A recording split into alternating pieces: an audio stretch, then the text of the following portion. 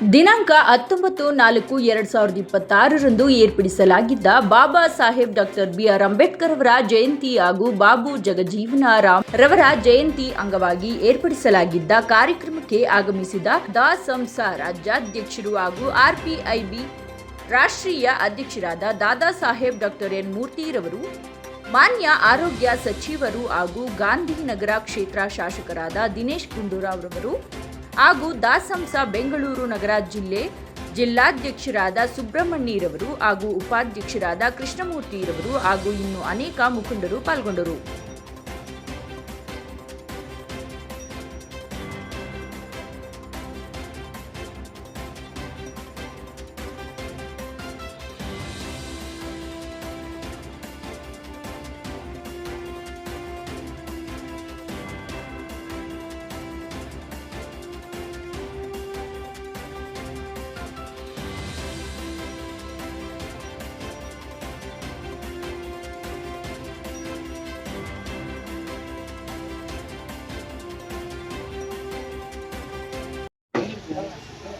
ವೇದಿಕೆ ಮೇಲೆ ಸ್ಥಾಪನೆ ಮಾಡಿ ವಿಧಾನ ವೀದಿಗೆ ಅಂಬೇಡ್ಕರ್ ಬೀದಿ ಅಂತ ಹೆಸರನ್ನ ಇಟ್ಟು ಮೆಡಿಕಲ್ ಕಾಲೇಜುಗಳನ್ನು ಕೊಟ್ಟು ಮೆಡಿಕಲ್ ಕಾಲೇಜ್ಗೆ ಭೂಮಿಯನ್ನ ಕೊಡೋದ್ರ ಮೂಲಕ ಅನೇಕ ದಲಿತ ಪರ ಕಾರ್ಯಕ್ರಮಗಳನ್ನ ಮಾಡಿದಂತಹ ಏಕೈಕ ದೇವರಗರಸು ನಂತರ ಏಕೈಕ ಮುಖ್ಯಮಂತ್ರಿ, ಜನಪ್ರಿಯ ಈ ಸಮಾಜಕ್ಕೆ, ಈ ಬಹುಜನ ಸಮಾಜಕ್ಕೆ ಕೊಡುಗೆಯನ್ನು ಕೊಟ್ಟಂತಹ ಮುಖ್ಯಮಂತ್ರಿ ಯಾರಾದರೂ ಅಂದ್ರೆ ಗುಂಡೂರಾವ್ ಸಾಹೇಬರು ಅನ್ನೋದನ್ನ ಈ ಸಂದರ್ಭದಲ್ಲಿ ನಾನು ಹೇಳ್ತೇನೆ. ಜೊತೆಗೆ ಸಿದ್ದರಾಮಯ್ಯ ಸಾಹೇಬರು ಎರಡನೇ ಅವಧಿ ಮುಖ್ಯಮಂತ್ರಿ ಆಗಿದ್ದಾರೆ. ಅವರು ಕೂಡ ನಾನು ದೇವರಾಜ ನಂತರ ದೀರ್ಘಕಾಲ ಮುಖ್ಯಮಂತ್ರಿ ಆಗಿದ್ದೆ ಅಂತಾರೆ.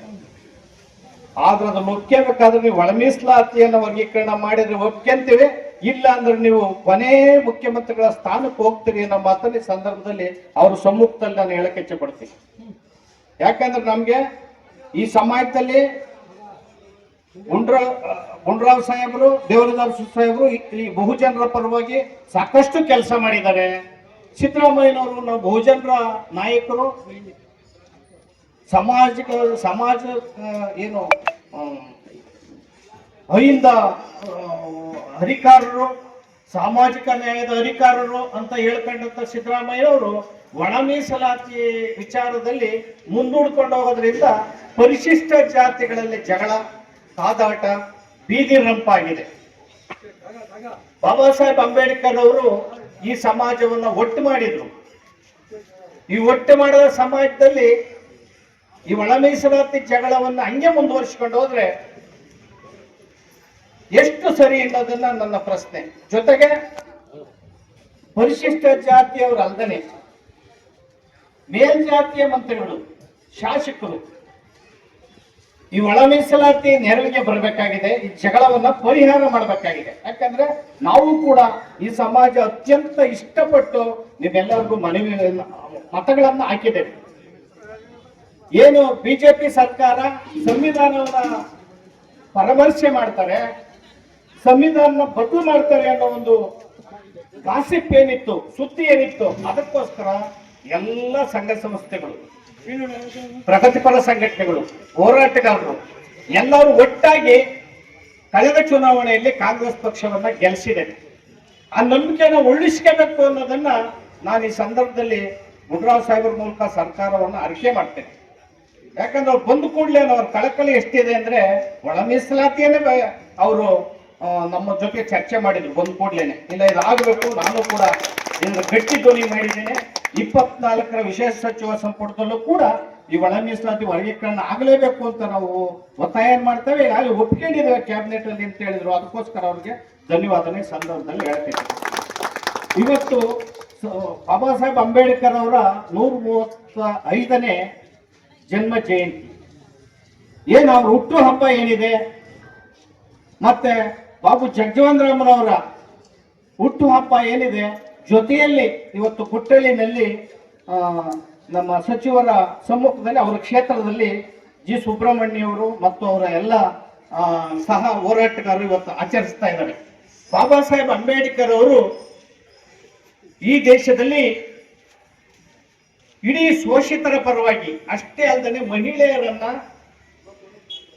ಆ ಸಮಾನತೆಯನ್ನು ಕೊಡೋದ್ರ ಮೂಲಕ ಇಡೀ ಮಹಿಳಾ ಸಮಾನತೆಯನ್ನು ತಂದಂತ ಇಡೀ ಏಷ್ಯಾ ಖಂಡದಲ್ಲಿ ಅಥವಾ ಭಾರತದಲ್ಲಿ, ಜಗತ್ತಲ್ಲಿ, ಅಮೆರಿಕದಲ್ಲಿ ಮತದಾನ ಬರ್ತಾ ಇದ್ದಂತ ಸಂದರ್ಭದಲ್ಲಿ ಮಹಿಳೆಯರಿಗೆ ಮಹಿಳೆಯರಿಗೆ ಮತದಾನದ ಹಕ್ಕನ್ನ ಕೊಡಿಸೋದವರು ಅಂದ್ರೆ ಬಾಬಾ ಸಾಹೇಬ್ ಅಂಬೇಡ್ಕರ್ ಅನ್ನೋದನ್ನ ತಿಳ್ಕೊಬೇಕಾಗಿದೆ. ಬಾಬಾ ಸಾಹೇಬ್ ಅಂಬೇಡ್ಕರ್ ಅವರು ಎಲ್ಲ 18 ವರ್ಷದ ಪ್ರತಿಯೊಬ್ಬರಿಗೂ ಕೂಡ ಮತದಾನದ ಹಕ್ಕನ್ನ ಕೊಡಿಸಿದಂಥವ್ರು. ಮತ್ತೆ ಶಿಕ್ಷಣ, ಒಬ್ಬ ವ್ಯಕ್ತಿ ಒಂದು ಮತ ಒಂದು ಘನತೆ ಅನ್ನೋ ಸಮಾನತೆಯನ್ನ ತಂದಂತ ವಿಶ್ವಮಾನವ ಯಾರಾದ್ರೂ ಇದ್ರೆ ಅದು ಬಾಬಾ ಸಾಹೇಬ್ ಅಂಬೇಡ್ಕರ್ ಅವರು ಅನ್ನೋದನ್ನ ಈ ಸಂದರ್ಭದಲ್ಲಿ ನೆನೆಸ್ಕೋಬೇಕಾಗ್ತದೆ. ಆದ್ದರಿಂದ ಬಾಬಾ ಸಾಹೇಬ್ ಅಂಬೇಡ್ಕರ್ ಅವರನ್ನ ಇಡೀ ಜಗತ್ತಲ್ಲಿ ವರ್ಲ್ಡ್ ನಾಲೆಡ್ಜ್ ಅಂತ ಹೇಳಿ ವಿಶ್ವಸಂಸ್ಥೆ ತೀರ್ಮಾನವನ್ನ ಮಾಡಿ 365 ದಿನಗಳ ಕಾಲ ಇಡೀ ವರ್ಷ ಯಾವುದಾದ್ರೂ ಒಬ್ಬ ವ್ಯಕ್ತಿಯ ಜಯಂತಿಯನ್ನ ಪ್ರತಿದಿನ ಮಾಡೋದು ಅಂತ ಅಂದ್ರೆ ಬಾಬಾ ಸಾಹೇಬ್ ಅಂಬೇಡ್ಕರ್ ಜಯಂತಿ ಅನ್ನೋದನ್ನ ಸಂದರ್ಭದಲ್ಲಿ ನೆನೆಸ್ಕೋಬೇಕಾಗ್ತದೆ. 100 ವಿಶ್ವವಿದ್ಯಾನಿಲಯದಲ್ಲಿ, ಜಗತ್ತಿನಲ್ಲಿ 100 ವಿಶ್ವವಿದ್ಯಾನಿಲಯದಲ್ಲಿ ಒಬ್ಬ ವ್ಯಕ್ತಿಯ ಬಗ್ಗೆ ಆತನ ಜೀವನ ಮತ್ತು ಹೋರಾಟವನ್ನ ಸಂಶೋಧನೆ ನಡೀತಾ ಇದೆ 100 ವಿಶ್ವವಿದ್ಯಾನಿಲಯದಲ್ಲಿ ಅಂದ್ರೆ ಅದು ಬಾಬಾ ಸಾಹೇಬ್ ಅಂಬೇಡ್ಕರ್ ಅವರ ಸಂಶೋಧನೆ ಅನ್ನೋದನ್ನು ಕೂಡ ನಾವು ತಿಳ್ಕೋಬೇಕಾಗ್ತದೆ. ಹಾಗೇನೆ ಸಹಸ್ರಾರು ಲೇಖಕರು, ಚಿಂತಕರು, ಬರಹಗಾರರು ಬಾಬಾ ಸಾಹೇಬ್ ಅಂಬೇಡ್ಕರ್ ಬಗ್ಗೆ ಲಕ್ಷಾಂತರ ಪುಸ್ತಕಗಳನ್ನು ಬರೆದಿದ್ದಾರೆ. ಅಂತಹ ಅಂಬೇಡ್ಕರ್ ಅವರು ಇಡೀ ಒಂದು ಜನಾಂಗದ ನಾಯಕರಲ್ಲ. ಬಾಬಾ ಸಾಹೇಬ್ ಅಂಬೇಡ್ಕರ್ ಅವರು ಎಲ್ಲ ಬಡವರ, ಎಲ್ಲ ಜನಾಂಗದ, ಈ ದೇಶದ ಎಲ್ಲ ಮಾನವರ ಹಕ್ಕುಗಳನ್ನ ರಕ್ಷಣೆ ಮಾಡಿದಂತವ್ರು ಅಂದ್ರೆ ಬಾಬಾ ಸಾಹೇಬ್ ಅಂಬೇಡ್ಕರ್ ಅವರು. ಜೊತೆಗೆ ಬಾಬಾ ಸಾಹೇಬ್ ಅಂಬೇಡ್ಕರ್ ಅವರು ಮನುಷ್ಯರ ಪರವಾಗಿ ಅಷ್ಟೇ ಅಲ್ಲ, ಎಲ್ಲ ಜೀವ ಪರವಾಗಿ ಪಶು ಪಕ್ಷಿ ಪ್ರಾಣಿ ಜೀವಚರ ಎಲ್ಲ ಪ್ರಾಣಿಗಳ ಪರವಾಗಿ, ಭೂಮಿ ಕಾಡು ನೆಲ ಮೇಡು ಆಕಾಶ ಎಲ್ಲದರ ಪರವಾಗಿ ಸಂವಿಧಾನದಲ್ಲಿ ಹಕ್ಕುಗಳನ್ನ ರಕ್ಷಣೆಗಳನ್ನ ಇಟ್ಟು ಬರೆದಿದ್ದಾರೆ. ಆದ್ದರಿಂದ ಇಡೀ ಜಗತ್ತಿನಲ್ಲಿ ಅವರು ಬರೆದಂತ ಸಂವಿಧಾನ ಅತ್ಯಂತ ಪ್ರಖ್ಯಾತವಾದಂತ ಸಂವಿಧಾನ, ಅತ್ಯಂತ ಬ್ಯೂಟಿಫುಲ್ ಅಂದ್ರೆ ಸುಂದರವಾದಂತ ಸಂವಿಧಾನ, ಜಗತ್ತಿನಲ್ಲಿ ದೊಡ್ಡ ಸಂವಿಧಾನ, ಮಾನವೀಯ ಸಂವಿಧಾನ ಕೊಟ್ಟಂತ ಬಾಬಾ ಸಾಹೇಬ್ ಅಂಬೇಡ್ಕರ್ ಅವರನ್ನ ಇವತ್ತು ಅವರ ಜಯಂತಿಯನ್ನು ಆಚರಿಸ್ತಾ ಇದ್ದೇವೆ. ಅದಕ್ಕೋಸ್ಕರ ನೀವೆಲ್ಲರೂ ಕೂಡ ಬಾಬಾ ಸಾಹೇಬ್ ಅಂಬೇಡ್ಕರ್ನ ಸರ್ವ ಮಾನವರ ನಾಯಕ, ಎಲ್ಲ ಜಾತಿ ರಹಿತವಾಗಿ, ವರ್ಗರಹಿತವಾಗಿ, ವರ್ಣರಹಿತವಾಗಿ, ಭಾಷೆ ರಹಿತವಾಗಿ ಏಕೈಕ ಸಂವಿಧಾನವನ್ನ ಒಂದು ಕೊಡೆಯಡಿಯಲ್ಲಿ ಎಲ್ಲ ಜನಾಂಗವನ್ನ ತಂದಂತಹ ಒಂದು ಸೂರ್ನಡಿ, ಎಲ್ಲ ಜನಾಂಗವನ್ನ ಒಟ್ಟಿಗೆ ಬದುಕಕ್ಕೆ ಅವಕಾಶ ಮಾಡಿಕೊಟ್ಟಂತಹ ಏಕೈಕ ವಿಶ್ವಮಾನವ ಬಾಬಾ ಸಾಹೇಬ್ ಅಂಬೇಡ್ಕರ್ ಅವ್ರ ಜಯಂತಿಯನ್ನ ಆಚರಿಸೋದಕ್ಕೆ ನೀವೆಲ್ಲರೂ ಖುಷಿ ಪಡಬೇಕು, ಸಂತೋಷ ಪಡಬೇಕು. ಅವ್ರ ಈ ನೆಲದಲ್ಲಿ ಹುಟ್ಟಿದಕ್ಕೋಸ್ಕರ ನಾವೆಲ್ಲರೂ ಖುಷಿ ಪಡಬೇಕು ಅನ್ನೋ ಒಂದು ಮಾತನ್ನು ನಾನು ಇಲ್ಲಿ ಹೇಳ್ತಾ ಇದ್ದೇನೆ. ಹಾಗೇನೆ ಬಾಬು ಜಗಜೀವನ್ ರಾಮ್ರವರು ಅವರು 50 ವರ್ಷಗಳ ಕಾಲ, 4 ದಶಕಗಳ ಕಾಲ ಶಾಸಕರಾಗಿ, ಸಚಿವರಾಗಿ, ಮಂತ್ರಿಯಾಗಿ, ನಿರಂತರವಾಗಿ 30 ವರ್ಷಗಳ ಕಾಲ ಕೇಂದ್ರ ಸಚಿವರಾಗಿ ಯಾರಾದ್ರೂ ಒಬ್ಬ ಇದ್ದಾರೆ ಅಂದ್ರೆ ದೇಶದಲ್ಲಿ ಅಥವಾ ಜಗತ್ತಲ್ಲಿ ಅದು ಬಾಬು ಜಗಜೀವನ್ ರಾಮ್ ಅನ್ನೋದನ್ನ ನಾವು ತಿಳ್ಕೋಬೇಕಾಗಿದೆ. ಆದ್ರೆ ಬಾಬು ಜಗಜೀವನ್ ರಾಮ್ ಅವರಿಗೆ 3 ಸಾರಿ ಪ್ರಧಾನಮಂತ್ರಿ ಅವಕಾಶ ಬಂದರೂ ಕೂಡ ಜಾತಿ ಕಾರಣಕ್ಕೋಸ್ಕರ ತಪ್ಪು ಅನ್ನೋದು ಇನ್ನೂ ಕೂಡ ವಿಷಾದ ಇದೆ. ಅವತ್ತಿನ ದಿನ ತೀವ್ರ ಬರಗಾಲ ಬಂದಂತ ಸಂದರ್ಭದಲ್ಲಿ ವ್ಯವಸಾಯವನ್ನ ಸುಧಾರಣೆಗೆ ತಂದು ರಸಗೊಬ್ಬರ ಕೊಡೋದ್ರ ಮೂಲಕ ಹಸಿರು ಕ್ರಾಂತಿಯನ್ನು ಎಬ್ಬಿಸಿ ಇವತ್ತು ಕೂಡ ಆಹಾರ ಪ್ರತಿಯೊಬ್ಬರಿಗೂ ಸಿಗೋದಕ್ಕೆ ಅವಕಾಶ ಮಾಡಿದ್ದಾರೆ ಅಂದ್ರೆ ಅವರು ಹಸಿರು ಕ್ರಾಂತಿಯ ಅಧಿಕಾರ ಬಾಬು ಜಗಜೀವನ್ ರಾಮ್ ಅನ್ನೋದನ್ನ ನಾವು ತಿಳ್ಕೋಬೇಕಾಗಿದೆ.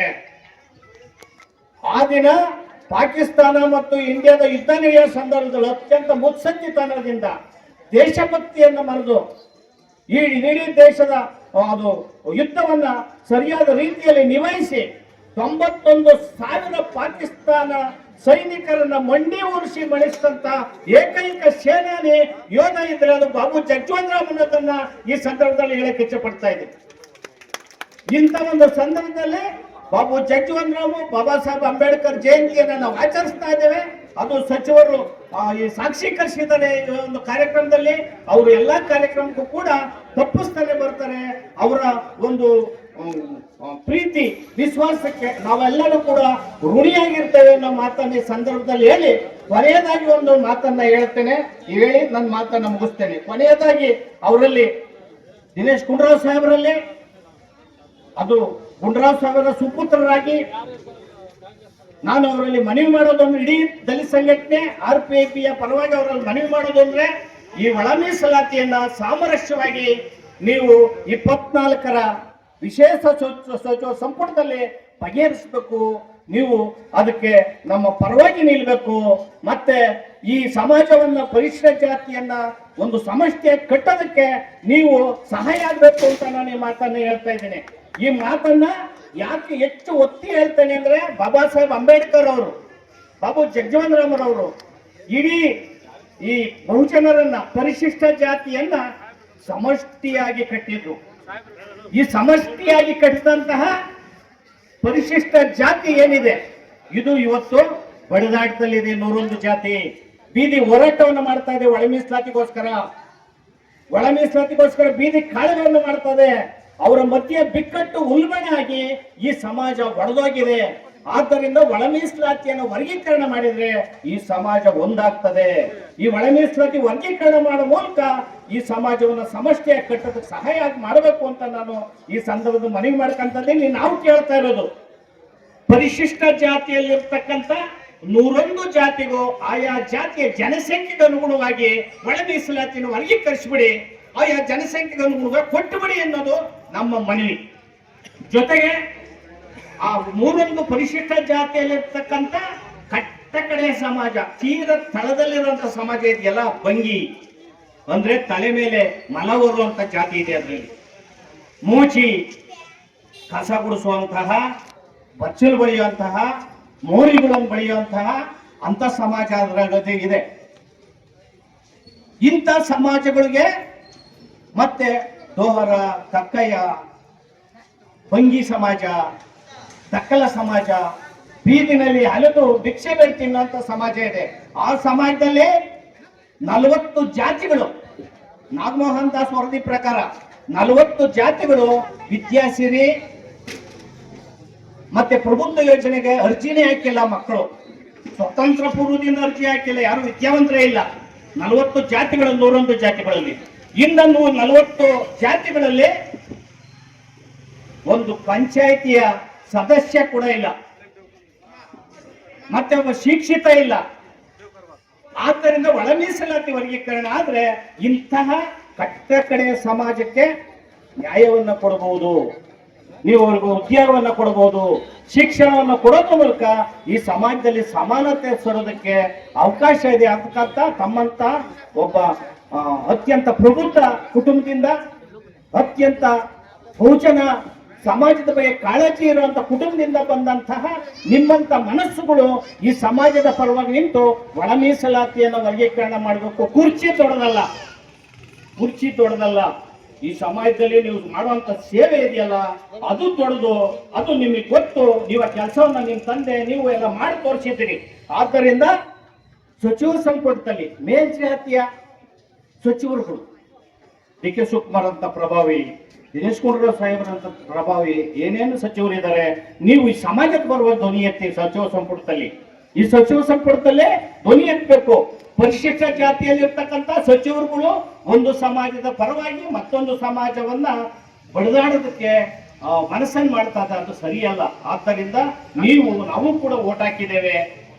ನಿಮ್ ಬಗ್ಗೆ ಹೆಚ್ಚು ಕಳಕಳಿ ಇದೆ, ಮೇಲ್ಜಾತಿಯ ಸಚಿವರುಗಳ ಬಗ್ಗೆ, ನಿಮ್ ಸರ್ಕಾರದ ಬಗ್ಗೆ ಹೆಚ್ಚು ಕಳಕಳಿ ಇದೆ. ಆ ಕಾರಣದಿಂದ ನೀವೆಲ್ಲರೂ ನೆರವು ನಿಂತು ಪರಿಶಿಷ್ಟ ಜಾತಿಯಲ್ಲಿ ಸಮಾನತೆ, ಸಾಮರಸ್ಯ ಮತ್ತು ಒಟ್ಟಿಗೆ ಮಾಡೋದಕ್ಕೆ ಅವಕಾಶವನ್ನು ನೀವೆಲ್ಲರೂ ಕೂಡ ನೆರವಾಗಿ ಒಳ ಮೀಸಲಾತಿಯನ್ನ ಅತ್ಯಂತ ಸಾಮರಸ್ಯದಿಂದ ಬಗೆಹರಿಸಬೇಕು ಅಂತ ಅತ್ಯಂತ ವಿನೀತವಾಗಿ ಬಾಬಾ ಸಾಹೇಬ್ ಅಂಬೇಡ್ಕರ್ ಬಾಬು ಜಗಜೀವನ್ ರಾಮ್ ಜಯಂತಿಯಲ್ಲಿ ತಮ್ಮಲ್ಲಿ ಅತ್ಯಂತ ವಿನೀತವಾಗಿ ವಿನಮ್ರವಾಗಿ ಮಾತನ್ನ ತಮ್ಮ ಗಮನ ತಂದು ನನ್ನ ಮಾತನ್ನು ಮುಗಿಸ್ತೇನೆ. ಜೈ ವೀರ್, ಜೈ ಭಾರತ್. ನಿಂತು ಈ ಒಂದು ನ್ಯಾಯಕ್ಕೋಸ್ಕರ ಸಂಘಟನೆಯನ್ನು ಮಾಡ್ಕೊಂಡು ಬಂದಿರತಕ್ಕಂತ ಎನ್ ಮೂರ್ತಿಯವರೇ, ಹಾಗೆ ನಮ್ಮ ಸುಬ್ರಹ್ಮಣ್ಯ ಅವರು, ಇಲ್ಲಿಯ ನಮ್ಮ ಸ್ಥಳೀಯ ಮುಖಂಡರು ಮತ್ತು ದಲಿತ ಹೋರಾಟಗಾರರು ಕೂಡ ಆಗಿದ್ದಾರೆ. ಮತ್ತು ಅವ್ರ ಜೊತೆಯಲ್ಲಿ ಈ ತರ ಎಲ್ಲ ನಮ್ಮ ವೆಂಕಟರಮಣ ಯುವ ಮುಖಂಡ, ಯುವ ಸಂಘಟನೆಯ ಮುಖಂಡ, ಮತ್ತು ವೇದಿಕೆ ಮೇಲೆ ನಮ್ಮ ಲಕ್ಷ್ಮೀಕಾಂತ್ ಅವರು, ಗಿರೀಶ್ ಅವರು, ಅನಿಲ್ ಅವರು, ಮತ್ತು ನಮ್ಮ ನಾರಾಯಣ್ ಅವರು ಕೂಡ ಇಲ್ಲಿ ಬಂದಿದ್ದಾರೆ.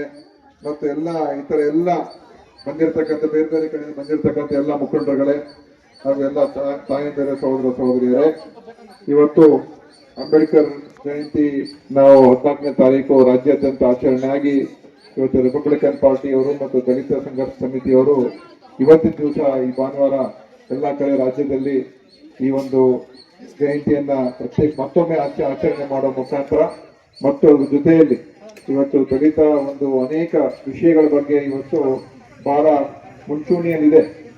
ಯಾಕಂತ ಹೇಳಿದ್ರೆ ಈ ಒಂದು ಮೀಸಲಾತಿಯ ಹೋರಾಟ, ಒಳ ಮೀಸಲಾತಿಯ ವಿಷಯ ದಶಕಗಳಿಂದ ಅದು ಕೂಡ ನಡ್ಕೊಂಡ್ ಬಂದಿದೆ. ಈಗ ಅದು ಒಂದು ಅಂತಿಮ ಹಂತಕ್ಕೆ ಇವತ್ತು ಬರ್ತಾ ಇದೆ. ನಮ್ಮ ಸರ್ಕಾರ ಕೂಡ ಆ ವಿಷಯದ ಬಗ್ಗೆ ಎಲ್ಲ ರೀತಿಯ ಒಂದು ಅದನ್ನ ಒಳ ಮೀಸಲಾತಿಯನ್ನ ಮಾಡ್ತಕ್ಕಂಥದ್ದಕ್ಕೆ ಏನು ಅದರ ಒಂದು ಸಾಮಾಜಿಕ ಆರ್ಥಿಕ ಸಮೀಕ್ಷೆಯನ್ನು ಕೂಡ ಮಾಡಿಸುವ ಮುಖಾಂತರ ಮತ್ತು ಸದಾಶಿವ ಆಯೋಗದ ವರದಿ, ಜಯಪ್ರಕಾಶ್ ಹೆಗಡೆ ಅವರ ವರದಿ, ಎಲ್ಲ ವರದಿಗಳನ್ನ ತೆಗೆದುಕೊಂಡು ಕಾಂತರಾಜ್ ಅವರ ವರದಿ, ನಾಗಮೋಹನ್ ದಾಸ್, ಅಂತಿಮವಾಗಿ ಈಗ ನಾಗಮೋಹನ್ ದಾಸ್ ವರದಿಯನ್ನ ಅವ್ರ ಕೈಯಲ್ಲಿ ಒಂದು ವರದಿಯನ್ನ ತರಿಸ್ಕೊಂಡು ವೈಜ್ಞಾನಿಕವಾಗಿಯೂ ಕೂಡ ಇರಬೇಕು, ಮತ್ತೆ ನ್ಯಾಯಾಲಯದಲ್ಲಿ ಕೂಡ ಎತ್ತಿಡಿಬೇಕು ಅನ್ನೋ ಉದ್ದೇಶದಿಂದ ನಾವು ಅದನ್ನ ಮಾಡಿರುವಂಥದ್ದು. ಈಗ ಏನು 17% ನಾವು ಕೊಡಬೇಕು ಅಂತ ತೀರ್ಮಾನ ಆಗಿ ಅದರಲ್ಲಿ 6-6-5 ಅಂದ್ರೆ ಲೆಫ್ಟ್ಗೆ 6, ರೈಟ್ಗೆ 6, ಇತರರಿಗೆ 5, ಬೋವಿ ಮತ್ತು ಲಂಬಾಣಿ ಅವರಿಗೆಲ್ಲರೂ ಸೇರಿ 5 ಅಂತ ಮಾಡಿ ಅದನ್ನ ಕಾನೂನನ್ನೇ ಮಾಡಿದೆ. ಅಂದ್ರೆ ಅದರ ಅರ್ಥ ಏನಂತ ಹೇಳಿದ್ರೆ ಒಳ ಮೀಸಲಾತಿಗೆ ನಮ್ಮ ಸರ್ಕಾರ ಬದ್ಧವಾಗಿದೆ, ಒಳ ಮೀಸಲಾತಿಯನ್ನ ಜಾರಿ ಮಾಡ್ತೀವಿ ಅಂತ ಆ ಒಂದು ತೀರ್ಮಾನಕ್ಕೆ ಬಂದಿರೋದ್ರಿಂದನೇ ಇವತ್ತು ಪಾರ್ಲಿಮೆಂಟ್ ನಮ್ಮ ಅಸೆಂಬ್ಲಿಯಲ್ಲಿ ತಗೊಂಡು ಕಾನೂನನ್ನು ಕೂಡ ಮಾಡಾಗಿದೆ. ಆದ್ರೆ ಈಗ ಸಮಸ್ಯೆ ಏನಾಗಿದೆ ಅಂತ ಹೇಳಿದ್ರೆ ಅದು ಈಗ 17%ಕ್ಕೆ ಮಾಡಕ್ಕಾಗದೇ ಇರುವಂತ ಪರಿಸ್ಥಿತಿ ಇರೋದು, 15ಕ್ಕೆ ಮಾಡಬೇಕು ಅಂತ. ಈಗ ಇಷ್ಟೊತ್ತಿಗೆ ಬಹುಶಃ ತೀರ್ಮಾನ ಆಗೋಗಿರೋದು. ಈ ಉಪಚುನಾವಣೆ ಬಂದಿರೋದ್ರಿಂದ ಏನು ನೀತಿ ಸಮಿತಿ ಬಂದು ಏನ್ ನಾವು ಹಿಂದೆನೆ ಕ್ಯಾಬಿನೆಟ್ ವಿಶೇಷ ಸಂಪುಟ ಸಭೆಯನ್ನು ಕರೆದಿದ್ರು ಮುಖ್ಯಮಂತ್ರಿ, ಆದ್ರೆ ಅದನ್ನ ಮುಂದೂಡಬೇಕಾಯ್ತು. ಯಾಕಂತ ಹೇಳಿದ್ರೆ ಈ ಉಪಚುನಾವಣೆ ಬಂತು. ಈಗ ಮೊನ್ನೆ ಚರ್ಚೆ ಆಗಿ ಈಗ ಬರೋ 24ನೇ ತಾರೀಕು ಆ ಸಭೆಯನ್ನ ಕರೆದಿದ್ದೇವೆ. ಆ ಸಭೆಯಲ್ಲಿ ನನಗೆ ವಿಶ್ವಾಸ ಇದೆ ಅಂತಿಮ ಒಂದು ತೀರ್ಮಾನ ಆಗುತ್ತೆ.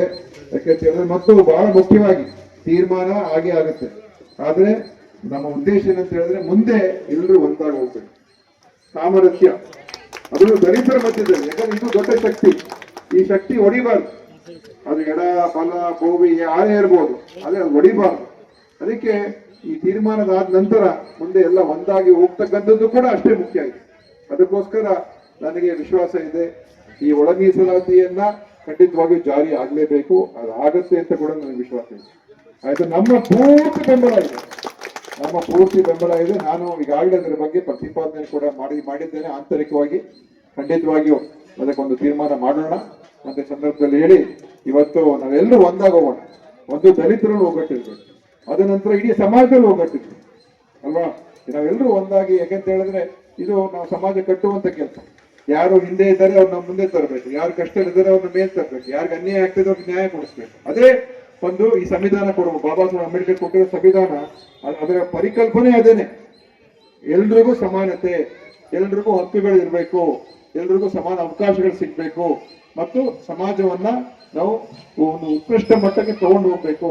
ಅದೇ ಬಾಬಾ ಸಾಹೇಬ್ ಅಂಬೇಡ್ಕರ್ ಕೊಟ್ಟಿರ್ತಕ್ಕಂಥ ಸಂವಿಧಾನದ ಪರಿಕಲ್ಪನೆ. ಅದನ್ನ ಮಾಡುವಂಥದ್ದೇ ನಮ್ಮ ಕಾರ್ಯಕ್ರಮ ಆಗ್ಬೇಕು. ಅದಕ್ಕೋಸ್ಕರ ಖಂಡಿತವಾಗಿಯೂ ಅದರಲ್ಲಿ ಯಾರು ಹಿಂದೆ ಯಾರಿದ್ದಾರೆ, ಯಾರು ಹೆಚ್ಚು ನಿರುದ್ಯೋಗಿಗಳಾಗಿದ್ದಾರೆ, ಯಾರು ಹೆಚ್ಚು ಅನಕ್ಷರಸ್ಥರಾಗಿದ್ದಾರೆ, ಯಾರಿಗೆ ಇವತ್ತು ಅವಕಾಶಗಳು ಸಿಗ್ತಾ ಇಲ್ಲ, ಹೆಚ್ಚಿನ ಅಂಶ ದಲಿತ ವರ್ಗದವರು ಅಲ್ವಾ, ಮತ್ತು ಕೆಲವು ಹಿಂದುಳಿದ ವರ್ಗಗಳು, ಮತ್ತು ಕೆಲವು ಕೂಡ ಅಲ್ಪಸಂಖ್ಯಾತರು, ಅವ್ರಿಗೆಲ್ಲರಿಗೂ ಕೂಡ ನಾವು ಮುಖ್ಯವಾಹಿನಿಗೆ ತರಬೇಕು. ಅದಕ್ಕೆ ವಿಶೇಷ ಕಾರ್ಯಕ್ರಮ ಹಾಕೋಬೇಕು, ಅವ್ರಿಗೆ ವಿಶೇಷ ಹಕ್ಕುಗಳು ಕೊಡ್ಬೇಕು. ನಾವು ಏನು ತಪ್ಪಿಲ್ಲ, ಅದಾಗ್ಲೇಬೇಕು. ಇಲ್ಲದೆ ಹೋದ್ರೆ ಸಮಾಜಕ್ಕೇನೆ ಬಿಟ್ರೆ ಆ ಸಮಾಜ ನಿಮ್ಗೆ ನ್ಯಾಯ ಕೊಡಿಸೋದಿಲ್ಲ. ಕಾನೂನು ಇದ್ರೆ ನಿಮ್ಗೆ ನ್ಯಾಯ ಸಿಗುತ್ತೆ ಹೊರತು ಸಮಾಜ ನಿಮ್ಮ ಪರವಾಗಿ ನಿಲ್ತದೆ, ತೀರ್ಮಾನ ಮಾಡ್ತದೆ ಅಂತ ಸ್ವಯಂ ಪ್ರೇರಣೆಯಿಂದ ಆಗುತ್ತೆ ಅಂತ ಹೇಳಿದ್ರೆ ಅದು ಆಗದೆ ಇರುವಂತ ಮಾತು. ಕಾನೂನುಗಳು ಬೇಕು, ಕಾನೂನಿನ ರಕ್ಷಣೆ ಬೇಕು, ಕಾನೂನಿನ ಬೆಂಬಲ ಬೇಕು. ಅದೇ ಇವತ್ತು ನಮ್ಗೆ ಸಂವಿಧಾನದಿಂದ ಆ ಶಕ್ತಿ ನಮ್ಗೆ ಸಿಗ್ತಾ ಇದೆ. ಆ ಸಂವಿಧಾನ ಶಕ್ತಿ ಕೊಡದೆ ಹೋಗಿದ್ದಿದ್ರೆ ಇವತ್ತು ಏನು ಮಾಡಕ್ ಆಗ್ತಾ ಇರ್ಲಿಲ್ಲ ಅಲ್ವಾ? ಈ ದೇಶನೇ ಒಂದಾಗಿರ್ತಾ ಇರಲಿಲ್ಲ ಬಿಡಿ. ನಮ್ಮ ಸಂವಿಧಾನ ಇಲ್ಲದೆ ಹೋಗಿದ್ದಿದ್ರೆ ಈ ದೇಶನೇ ಒಂದಾಗಿರ್ತಾ ಇರ್ಲಿಲ್ಲ, ಛಿದ್ರ ಆಗೋಗಿರೋದು. ಅದಕ್ಕೆಲ್ಲ ರಕ್ಷಣೆ ಕೊಡ್ತದೆ ನಮ್ಮ ಸಂವಿಧಾನ ಅಲ್ವಾ? ಅದಕ್ಕೋಸ್ಕರ ನಾವು ಖಂಡಿತ ನಿಟ್ಟಿನಲ್ಲಿ ಹೋಗೋಣ ಅಂತ ಸಂದರ್ಭದಲ್ಲಿ ಹೇಳಿ ಇನ್ನೊಂದು ಕಾರ್ಯಕ್ರಮ ಹೋಗ್ಬೇಕಾಗಿದೆ, ನಾವು ಹೊರಡಬೇಕು. ಅದರಿಂದ ಮೂರ್ತಿ ಅವರಿಗೆ ನಾವೆಲ್ಲರ ಜೊತೆ ಇದ್ದೀವಿ, ಇವೆಲ್ಲ ಚೆನ್ನಾಗಿ ಮಾಡಿ ಮತ್ತೆ ಸಂದರ್ಭದಲ್ಲಿ ಹೇಳಿ ಮತ್ತೆ ಎಲ್ಲರಿಗೂ ಕೂಡ ಬಂಧಿಸಿ ಮಾತನ್ನು ಮುಗಿಸ್ತೇನೆ. ಮುನ್ಸೂಚನೆಯಲ್ಲಿರತಕ್ಕಂಥ ನಮ್ಮ ಕರ್ನಾಟಕ ದಲಿತ ಸಂಘರ್ಷ ಸಮಿತಿಯ ನಮ್ಮ ರಾಜ್ಯ ಅಧ್ಯಕ್ಷರಾದಂತ ದಾದಾ ಸಾಹೇಬ್ ಎನ್ಮೂರ್ತಿ ಗೌರು ಅಂತ ಹೇಳಿ ಈ ಸಭೆಯಲ್ಲಿ ನಾನು ಹೇಳಕ್ಕೆ ಇಷ್ಟಪಡ್ತಾ ಇದ್ದೇನೆ. ಬಂಧುಗಳು ಎಲ್ಲಕ್ಕೂ ಕೈ ತರ್ತಾರೆ, ಇದಕ್ಕೆಲ್ಲ ಕೈ ತರ್ತಾರೆ, ಬ್ಯಾಡ್ಗೆಲ್ಲ ಕೈ ತರ್ತಾರೆ. ಅಲ್ಲಿ ಯಾರಾದ್ರೆ ಈಗ ಅವ್ರ ಜೊತೆಯಲ್ಲಿ ನಾನು ಸಹ 30 ವರ್ಷಗಳಿಂದ ಒಳ ಮೀಸಲಾತಿಗೆ ಹೋರಾಟ ಮಾಡ್ತಾ ಇದ್ದೇನೆ. ಈಗ ನಮ್ಮ ಶಾಸಕರು ಹೇಳಿರೋದ್ರಿಂದ ಪ್ರಕಾರ ನಮ್ಗೆ ಬಹಳ ಸಂತೋಷವಾಗಿದೆ. ಈ ಕಾರ್ಯಕ್ರಮ ಆಯೋಜಿಸಿದಂತೆ ಕಾರಣವಾಗಿ ಇವತ್ತು ಅವರ ಬಾಯಲ್ಲಿ ನಾವು ಮಾತು ಬಂದಿರೋದಕ್ಕಾಗಿ ನನಗೆ ಬಹಳ ಒಂದು ಅದ್ಭುತವಾದ ಸಂತೋಷವಾಗಿದೆ. ಹಾಗಾಗಿ ಈಗ ನಮ್ಮ ಅನಿಲ್ ಸಾಹೇಬರು, ಗಿರೀಶ್ ಅವರ ಕಾರ್ಯಕ್ರಮಕ್ಕೆ ಇವತ್ತು ನಮ್ಮ ಸಚಿವರು ಆಗಮಿಸಿ ಈ ಒಳ ಮೀಸಲಾತಿ ಬಗ್ಗೆ ಚರ್ಚೆ ಆಗಿರುವ ಕಾರಣ ನನಗೆ ಬಹಳ ಸಂತೋಷವಾಗಿದೆ. ಈ ಯಾವಾಗಲೂ ಇಷ್ಟು ಸಂತೋಷ ಆಗಲಿಲ್ಲ. ಇವತ್ತು ಒಳ ಮೀಸಲಾತಿ ಬಗ್ಗೆ ನಮ್ಮ ಅಧ್ಯಕ್ಷರ ಹತ್ರ ಚರ್ಚೆ ಮಾಡಿದ್ರಲ್ಲ, ಆ ವಿಷಯವಾಗಿ ನನಗೆ ಬಹಳ ಸಂತೋಷವಾಗಿದೆ ಬಂಧುಗಳು. ಈಗ ಇವತ್ತು ಡಾಕ್ಟರ್ ಬಾಬಾ ಸಾಹೇಬ್ ಅಂಬೇಡ್ಕರ್ ಅವರು ಅವರ ಜಯಂತ್ಯೋತ್ಸವವನ್ನು ನಮ್ಮ ಭಾರತದಲ್ಲಿ ಮಾತ್ರ ಅಲ್ಲ, ಇಡೀ ಪ್ರಪಂಚದಲ್ಲಿ ಏಪ್ರಿಲ್ 14 ಆಚರಣೆ ಮಾಡ್ತಾರೆ ಬಂಧುಗಳೇ. ಅವರು ಪಡೆದಿರತಕ್ಕಂಥ ಪದವಿಗಳನ್ನು ಬೇರೊಬ್ಬರಾಗಿದ್ರೆ ದುರುಪಯೋಗ ಮಾಡ್ಕೊಳ್ತಾ ಇದ್ರು. ಅವರು ಆ ರೀತಿಯಲ್ಲಿ ಮಾಡಿದ್ರೆ ಇವತ್ತು ಅವರು ಟಾಟಾ ಬಿರ್ಲಾಗಿಂತಲೂ ಇನ್ನೂ ದೊಡ್ಡ ವ್ಯಕ್ತಿಯಾಗಿರ್ತಾ ಇದ್ರು. ಅದನ್ನ ಅವರು ಇಷ್ಟಪಟ್ಟಿರಲಿಲ್ಲ. ಹಾಗಾಗಿ ಇವತ್ತು ಅವರನ್ನ ಪ್ರಪಂಚದಲ್ಲಿ ಆಚರಣೆ ಮಾಡ್ತಾರೆ. ಎಲ್ಲಾ ಕಂಟ್ರಿಯಲ್ಲೂ, ಇಟಾಲಿ, ಅಮೆರಿಕ, ಜಪಾನ್, ಜರ್ಮನ್ನು, ಇನ್ನೂ ಅನೇಕ ಕಂಟ್ರಿಗಳಲ್ಲಿ ಆಚರಣೆ ಮಾಡ್ತಾರೆ. ಹಾಗಾಗಿ ಇವತ್ತು ಅವರ ಆಚರಣೆಯನ್ನು ನಾವು ಮಾಡ್ತಾ ಇದ್ದೀವಿ. ನಮ್ಮ ರಾಜ್ಯಾಧ್ಯಕ್ಷರು ನಾನು ಧನ್ಯವಾದ ತಿಳಿಸ್ತಾ ಇದ್ದೇನೆ. ಈ ಧನ್ಯವಾದ ತಿಳಿಸುತ್ತಾ ಇವಾಗ ಈ ಮಾತನ್ನು ನಾನು ಮುಕ್ತಾಯ ಕೊಡ್ತಾ ಇದ್ದೇನೆ.